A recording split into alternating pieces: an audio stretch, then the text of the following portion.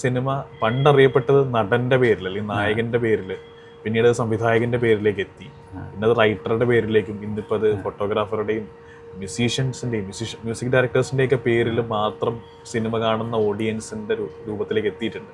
അപ്പോൾ ഈ കാലത്ത് തീർച്ചയായിട്ടും ആ ഒരു ജഡ്ജ്മെൻറ്റ് ഉണ്ടാവുമെന്നാണ് എനിക്ക് തോന്നുന്നത്. നമ്മളിപ്പോൾ റീസെൻ്റ് ആയിട്ടുള്ള ഈ റിവ്യൂവേഴ്സൊക്കെ ഓരോന്ന് എടുത്ത് പറയുന്നതാണ്.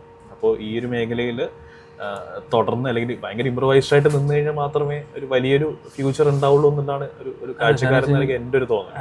എനിക്ക് പൊതുവെ ഇപ്പോൾ റിവ്യൂവേഴ്സ് പലപ്പോഴും പറയുമ്പോൾ സിനിമാറ്റോഗ്രാഫി നന്നായിട്ടുണ്ട്, വളരെ നന്നായി എന്നൊക്കെ പറയുമ്പോൾ പലരും എല്ലാവരും അല്ല പലരും പറയുന്നത് നോക്കുന്ന അത് വളരെ ബ്യൂട്ടിഫുൾ ആയിട്ടുള്ളൊരു ഫ്രെയിമാണോ എന്നുള്ളതും, അല്ലെങ്കിൽ ഇപ്പോൾ ഒരു ഭയങ്കര നമ്മൾ നോട്ട് ചെയ്യുന്ന പോലെയുള്ള മൂവ്മെൻറ്റുകളാണോ, അങ്ങനെയുള്ള പലതും വെച്ചിട്ടാണ് പലരും പറയാറ്.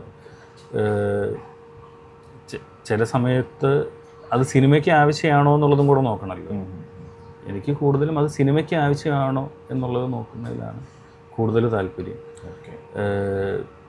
വെറുതെ എന്ന് വെച്ച് കഴിഞ്ഞാൽ അത് ആ ബ്യൂട്ടി വിത്ത് പേർപ്പസ് എന്ന് പറയുന്ന കാര്യത്തിലാണ്, അതിലേക്ക് എത്താനാണ് കൂടുതൽ ശ്രമിക്കുന്നത്. അതൊരു പക്ഷേ ഈ പറയുന്ന പോലെ മുമ്പ് തൊട്ടുള്ള ഇതിനെപ്പറ്റി കേട്ട് വന്നേക്കുന്നത് കൊണ്ടായിരിക്കാം, പിന്നെ അല്ലെങ്കിൽ പഠിക്കുന്ന കാലം തൊട്ടേ അവിടെ എംഫസൈസ് ചെയ്തത് അതായതുകൊണ്ടായിരിക്കാം. പക്ഷേ എങ്കിലും പൊതുവെ എൻ്റെ ചിന്തയിൽ ആ ഒരു ചില സമയത്ത് എന്താ പറയുക, തീരെ ബാലൻസ്ഡ് അല്ലാത്ത ഭയങ്കര എന്താ പറയുക ഭംഗിയില്ലാത്തൊരു ഫ്രെയിമായിരിക്കും ആ ഒരു പോയിൻറ്റിനെ സപ്പോർട്ട് ചെയ്യുന്നത്, ഏറ്റവും സഹായിക്കുന്നത്.